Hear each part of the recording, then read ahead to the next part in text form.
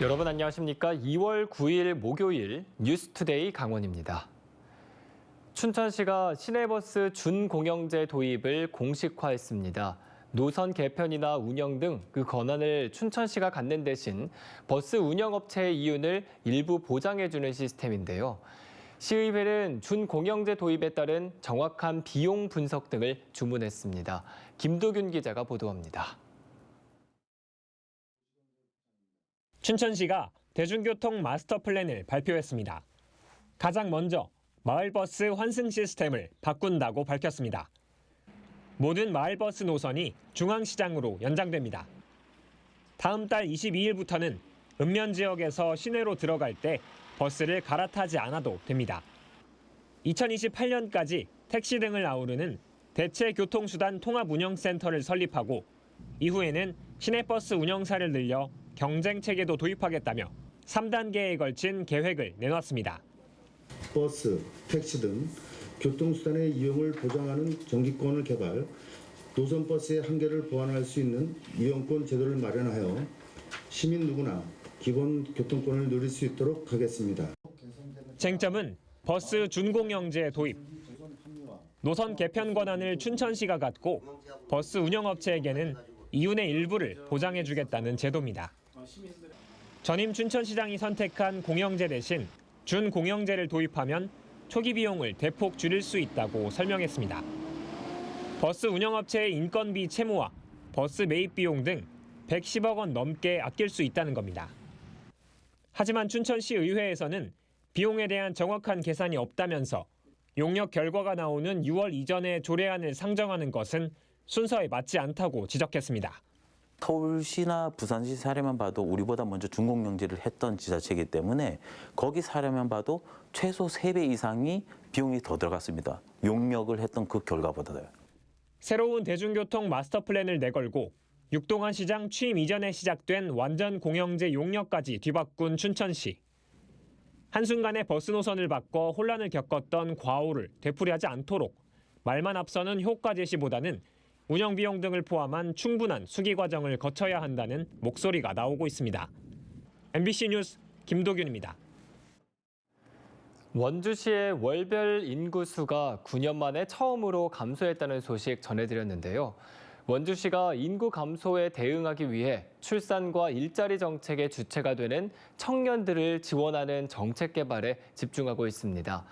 이 정책들을 주도할 청년지원센터가 개소식을 갖고 본격적인 운영에 들어갔습니다.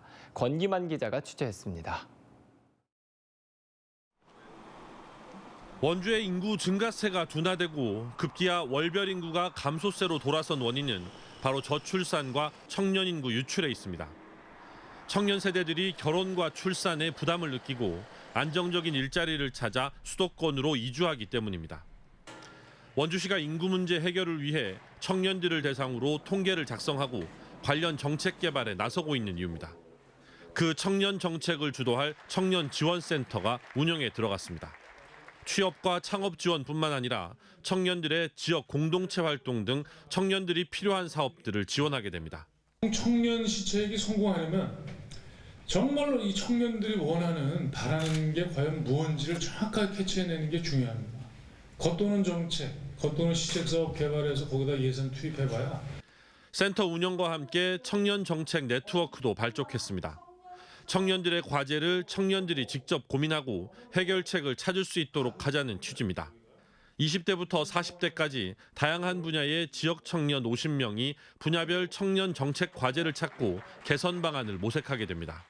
고향에서 내려와가지고 오랜 시간 자취를 했거든요. 자취를 하면서 가장 문제였던 거는 조금 일자리도 조금 부족한 부분이 있었고, 그리고 자취하면은 그런 월세나 그런 부분에서 굉장히 조금 힘든 부분도 있었거든요. 그동안 많은 예산을 투입한 다양한 정책에도 효과를 보지 못했던 원주시의 인구 정책들이 수요자 중심의 청년지원센터 운영을 계기로 의미 있는 변화를 이끌어낼 수 있을지 기대를 모으고 있습니다. 다만 원주 청년지원센터가 물리적 공간이나 공무원 외에 전담 인력이 따로 없는 선언적 차원에 머물러 있는 만큼 효과적인 운영을 위해서는 보다 적극적이고 과감한 투자가 필요해 보입니다. MBC 뉴스 권기만입니다. 강원도교육청이 보건 전문직 장학사를 평교사로 발령을 했는데 보건교사들의 반발이 커지자 뒤늦게 인사를 번복했습니다. 학생 학부모 인권보호연대는 코로나19 백신 접종 학생 사망과 관련해 해당 장학사의 문책을 요구하고 있습니다. 허주희 기자가 취재했습니다. 코로나19 담당 장학사를 문책하라는 기자회견이 강원도 교육청에서 열렸습니다. 주최 단체는 학생 학부모 인권 보호연대. 2021년 코로나19 백신을 맞은 뒤 숨진 고 김준우 학생 사건이 교육부에 보고되지 않았다고 주장했습니다. 보고를 안 했다는 건 당신의 직무유기고 허위 공문서 작성이며 그리고 교육부의 업무를 명백하게 방해가 생깁니다. 해당 장학사는 지난 1일 평교사로 발령이 난 상황. 강원 지역 보건교사들은 기자회견을 열었습니다. 보건 전문직 장학사를 평교사로 인사 발령한 건 소수 직렬에 대한 차별이라며 인사철회를 촉구했습니다. 이 자리에는 해당 장학사도 참석해 코로나19 백신 접종 학생 사망 사건은 교육부에 제대로 보고가 됐다고 거듭 호소했습니다. 교육부에 보고를 안 할 수가 있겠습니까? 그런 일이 어떻게 발생할 수 있습니까? 그런 일은 상상할 수 없는 일인데. 실제로 해당 장학사의 컴퓨터에는 학생 사망 당일 오전 교육부에 위중한 상태를 알린 문서와 함께 사망했다고 보고한 문서가 남아 있습니다. 이에 대해 강원도 교육청에 공식 입장을 요구했지만 관련 핵심 부서들끼리 서로 책임을 떠밀었습니다. 이번 보건장학사 사안과 관련해 지난주부터 이어진 교육감실 점거 농성과 기자회견만 벌써 4번째. 이번 사안을 두고 이곳 교육청에서는 연일 기자회견이 이어지면서 교육계 내부가 혼란스러운 분위기입니다. 열심히 한 사람도 이런 일이 생기니 조직을 놓고 또 이 일을 하기가 힘들지 않나. 인사 발령에 대한 반발이 거세지자 신경호 교육감은 장학사직을 유지해주겠다며 해당 장학사에 대한 평교사 인사를 번복했습니다. MBC 뉴스 허주입니다. 학교 폭력이 발생하면 지역 교육청에서 학교폭력 심의위원회가 열립니다. 그런데 심의위원회가 있어도 학교 울타리 안에서 학교폭력 문제는 잘 해결되지 않고 있는데요. 이하라 기자가 취재했습니다. 올해 강릉 지역 고등학교에 입학하는 자녀를 둔 이 학부모는 요즘 걱정이 많습니다. 지난해 자녀가 또래들로부터 집단 따돌림 등의 학교폭력 피해를 입었는데 피해가 아직 회복되지 않았기 때문입니다. 여기에다 학교폭력 가해 학생 중 1명은 같은 고등학교에 배정을 받았습니다. 지난달 12일 해당 학교폭력에 대해 강릉교육지원청에서 심의위원회가 열렸지만 결과는 피해 학생 측의 예상과 완전히 달랐습니다. 가해 학생 3명에게 서면 사과 조치가, 학폭 정도가 가장 심했다고 판단된 1명에게는 학교 봉사 4시간과 피해 학생에 대한 접촉, 협박, 보복행위 금지 조치가 내려졌습니다. 무엇보다 피해 학생 측은 지금도 2차 가해를 당하고 있는데 뚜렷한 재발 방지 대책 없이 가해 학생과 같은 학교를 배정받은 것은 학폭 방관이라며 행정심판까지 준비하고 있습니다. 전화 오거나 뭐 해서 야 그거 진짜 너야? 뭐 그런 식으로 하거나 간혹 가다가 방에서도 들려요. 아니라고 하면서 전화 끊고 하는 게 아직도 얘 피해는 계속 진행 중이에요. 또 보복이 있을 수 있다. 발견한 거 보니까 1명이 같은 학교 배정받았어요. 또 다른 학폭 피해 학생은 지난해 학교에서 같은 반 남학생에게 머리를 구타당한 뒤 지금도 외상 후 스트레스 장애를 겪고 있습니다. 이 학폭 피해 사건에 대해서도 최근 심의위원회가 열렸지만 가해 학생에게 서면 사과하도록 조치한 게 전부였습니다. 학폭 피해는 인정되지만 피해 학생이 심리적으로 심각하게 힘들어 보이지 않는다며 심리 상담조차 하지 않는 조치 없음으로 판단했습니다. 조치 없음이라는 그 4글자가 아주 험난한 길로 피해 학생과 부모들을 이끄는 거더라고요. 조치 없음이라는 건 공세를 전혀 이용할 수가 없고. 결국 피해 학생은 전학을 원했고 다니던 학교와 교육청의 울타리 안에서 보호를 받을 수 없다고 판단한 학부모는 전학과 함께 집도 이사했습니다. 이에 대해 가해 학생의 부모 측은 심의 결과에 따라 서면 사과를 성실히 이행했다는 입장입니다. 해당 학교도 교육청에 학폭 사실을 보고하고 사흘가량 양쪽 학생을 분리하는 것 외에 할 수 있는 게 거의 없다고 밝혔습니다. 교육청은 심의위원회를 구성하고 법률에 따라 처분을 내리지만 어쩔 수 없기는 마찬가지라고 말합니다. 이게 저희 법원하고는 좀 다르잖아요. 그러니까 학생이 어떻게 하면 잘 교육적으로 활동할 수 있을까, 잘 적응할 수 있을까 이런 부분들을 고민하고. 이렇다 보니 교육기관 안에서 해결되지 못한 학폭 피해는 행정심판 등 법적 분쟁으로까지 번지고 있습니다. 교육기관의 심의 결과에 만족하지 못해 행정심판까지 간 도내 학폭 사례는 2019년 35건에서 지난해에는 65건으로 2배 가까이 늘었습니다. MBC 뉴스 이하라입니다. 국가균형발전위원회가 윤석열 대통령의 강원도 공약이 올해 안에 도민들이 체감할 수 있는 수준으로 이행되도록 노력하겠다고 밝혔습니다. 오정근 지역공약특별위원장이 참석한 강원 지역 공약지원 간담회에서 강원도는 5개 핵심 공약을 포함한 15개 정책 과제의 추진 전략과 이행 현황을 보고했습니다. 이에 대해 오 위원장은 대통령 공약을 이행하는 데 사업 타당성과 재정 문제가 생길 수 있지만 종합적으로 검토해 추진 계획을 세우고 연말 균형발전위 대통령 보고 때 강원도 공약 몇 개라도 가시적인 성과가 나타나도록 하겠다고 밝혔습니다. 강원특별자치도 효과 극대화를 위해서는 핵심적인 권한을 선택해 집중적으로 넘겨받아야 한다는 의견이 나왔습니다. 강원도의회 김길수 의원은 5분 자유 발언을 통해 제주도의 경우 6차례에 걸쳐 4,660건의 권한을 이양받았지만 조례를 통해 실질적인 자기 결정권을 확보한 건 5.5%인 287건에 불과하다고 밝혔습니다. 이에 따라 강원도는 제주도의 사례를 타산지석 삼아 실익이 없는 건수와 물량 위주의 권한 이양을 지양해야 한다고 덧붙였습니다. 강원도가 조사료 자급 기반 확충과 부존 자원 활용에 올해 137억 원을 투자해 축산농가의 경영 안정에 기여할 계획입니다. 우선 85억 원을 투자해 사일리지 제조와 사료작물 종자 구입을 지원하고 유휴지 활용을 위한 기계 장비 지원으로 안정적인 조사료 자급 기반을 확충합니다.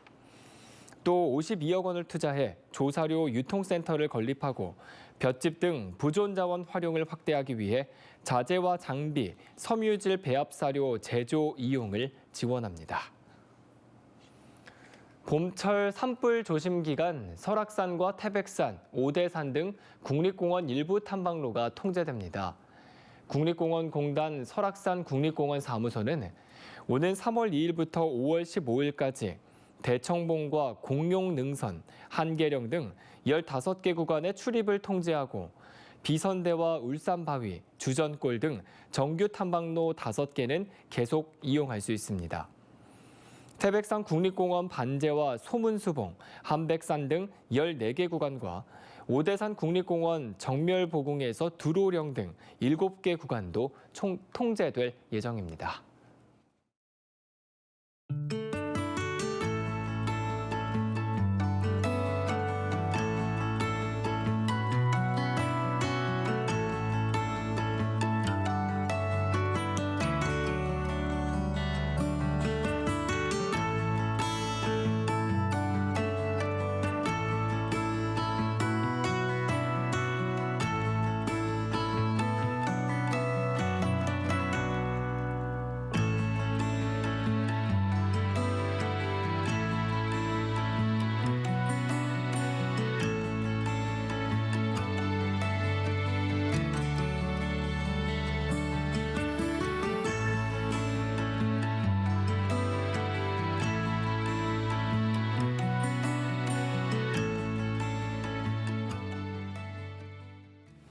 같은 학원에 다니는 10대 여학생의 사진을 나체 여성 사진과 합성해 음란물을 제작 유포한 중학생이 법정에서 구속됐습니다.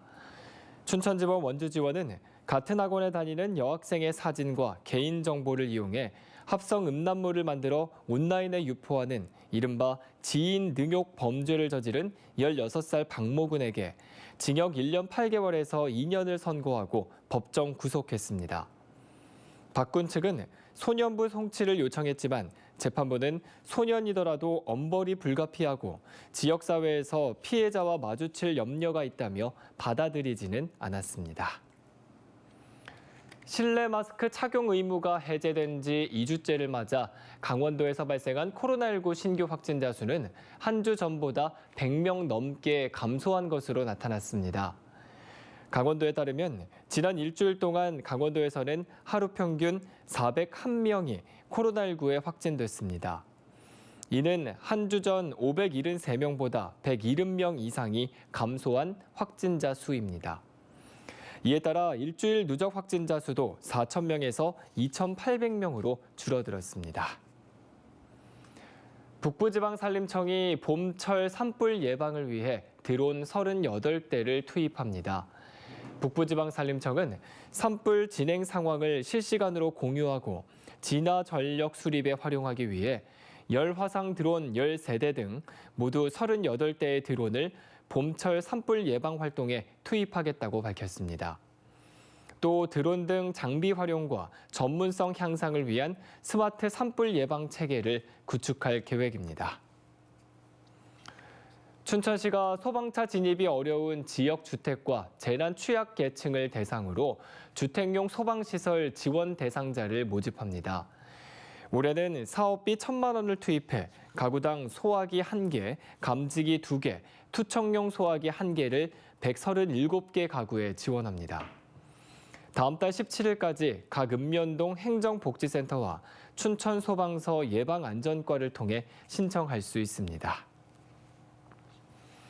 난방비 요금 인상에 따라 춘천시가 사회적 배려 대상자를 위한 도시가스 요금 경감 제도를 집중 홍보합니다. 도시가스 요금 감면 대상은 1급에서 상급 장애인, 기초생활수급자와 차상위 계층, 다자녀 가구와 국가 독립 유공자로 읍면동 행정복지센터나 정부 24에서 신청하면 됩니다. 월 경감액은 동절기의 경우 최소 9,000원에서 최대 36,000원, 동절기를 제외한 시기는 최소 2,470원에서 최대 9,900원입니다. 춘천시와 취약계층 아동이 함께 적립하는 디딤 씨앗 통장 사업이 올해도 추진됩니다. 디딤 씨앗 통장은 취약계층 아동이나 보호자가 매달 저축하는 금액의 2배를 최대 10만 원까지 춘천시가 적립해주는 사업입니다. 적립금은 만 18세 이후 학자금과 취업훈련 비용, 주거비 등으로 쓸 수 있습니다. 올해는 아동복지시설이 있는 만 18세 미만 아동이나 가정위탁보호아동, 장애인 생활시설 아동, 소년소녀 가정 아동 526명에게 지원됩니다. 해양수산부가 물가 부담을 줄이기 위해 제철 수산물을 반값에 할인해 판매합니다. 해수부는 오는 9일부터 26일까지 오징어와 고등어 등 물가관리 품목 18종과 문어와 멍게 등 제철 수산물 2종을 대형마트와 온라인몰 등에서 구입할 때 최대 50%까지 할인 판매한다고 밝혔습니다. 이번 행사에는 이마트와 홈플러스 등 오프라인 업체 14곳과 우체국 쇼핑과 수어협 쇼핑 등 26곳의 온라인 쇼핑몰이 참가합니다. 평창군이 각종 재난과 안전사고에 대비해 가입한 국민안전보험의 혜택을 강화하기로 했습니다.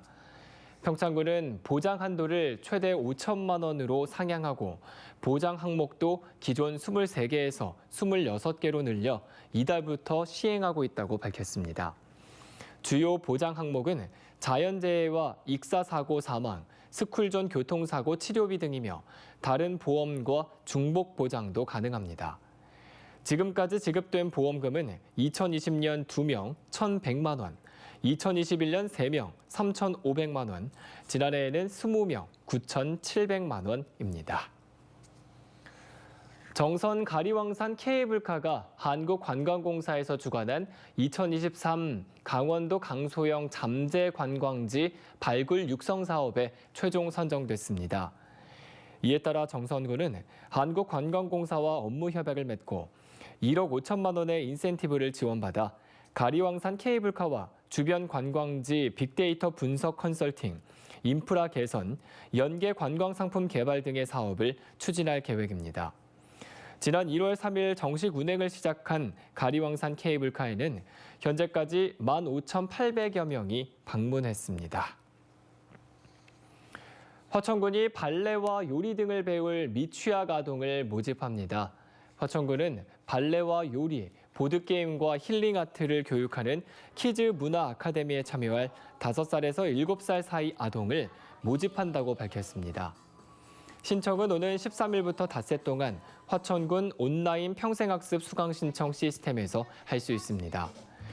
활동은 화천학습센터와 청소년 수련관 등에서 진행됩니다.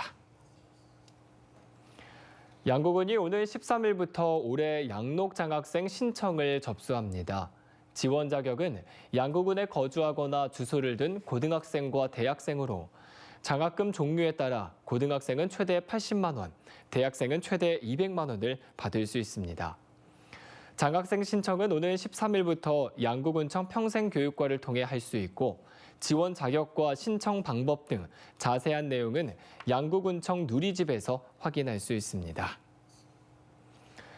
철원군은 소상공인 업체의 시설 개선을 지원하는 평화지역 시설 현대화 사업 접수를 오는 21일까지 받습니다. 평화지역 시설 현대화 사업은 외식, 숙박, 문화, 체육 등의 사업을 1년 이상 운영하는 소상공인에게 인테리어 등을 지원하는 사업입니다. 이상으로 뉴스투데이 강원을 마칩니다. 고맙습니다.